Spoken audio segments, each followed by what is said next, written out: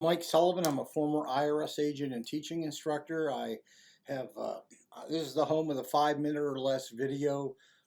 As a former IRS agent, I've worked 10,000 cases. I have a whole team of IRS agents. We all work together to resolve cases. If you have an IRS problem or you need a consultation, let me know. You'll find my information in the description section.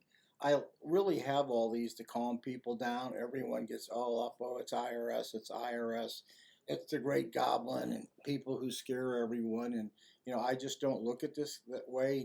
Just remember, if you have an IRS problem, just calm down.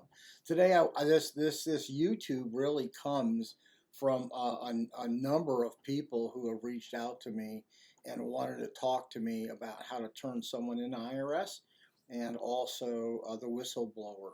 So I want to address those. Somebody, matter of fact, I think 2 days ago asked me if I could do a video on this, so I'm doing that for them. Let me tell you about how IRS works at 30,000 square feet. I think this will help you understand what the uphill battle is. IRS has, I think, about 3,500 criminal investigators. That includes secretaries all over the United States. So you can break that down by state. You can do any division, in fact, you want. IRS wants low-hanging fruit. They want the big boys. They don't want the small boys. Can you imagine how many actual files they get on whistleblowers and wanting to turn someone into IRS? Probably hundreds of thousands. So what do they want? What would you want if you were IRS? You want to make noise? You want to get headlines, you want to get people in different industries, and you want people you can get to jail. That's what IRS is looking for. IRS criminal investigation is looking for conviction rates, in case you're not aware of that.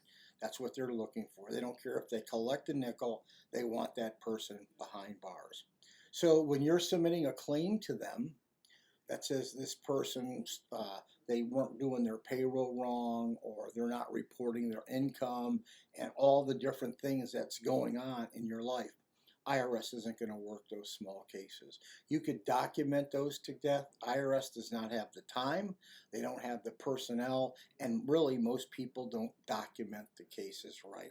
I had one that was these are all great cases. If IRS had 50 or 80,000 criminal investigators, this would work absolutely, absolutely perfect. But unfortunately, it doesn't go ahead, and it doesn't work like that. If you are and you still want to go ahead and put a claim together and think it's kind of rare or kind of different, you've got to document the hell out of these cases. You got to show exhibits, you got to show timelines. IRS basically wants you to hand them a beautiful and perfect case for a conviction. That's what they want. If it's not a large case or a sizable case, don't bother.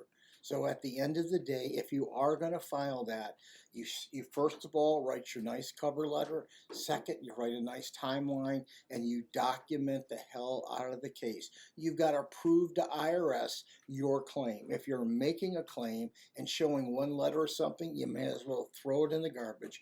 IRS is never going to want it. I can't tell you how many people when I was there wanted to turn their spouse, their employer, and all this over to IRS. IRS just doesn't have the time to do it.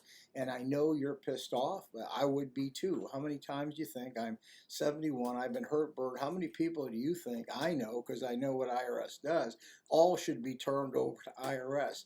Thousands, I really do. I know thousands of people I could turn over to IRS. I no longer take the time to do it. It's not worth it because I know what IRS requires. Basically what I'm telling you, you have to eat it, and don't let them rent space in your head. You can try it all you want, and if you think it's going to help your heart, go ahead and send it away and document it. For me, a long time in my life ago, I remember the verse in the book of Romans, leave room for God's vengeance. And that's exactly what I do. I no longer think, hey, I love that when it says leave room for God's vengeance, because our vengeance on people isn't the same as God's. God knows what actually does.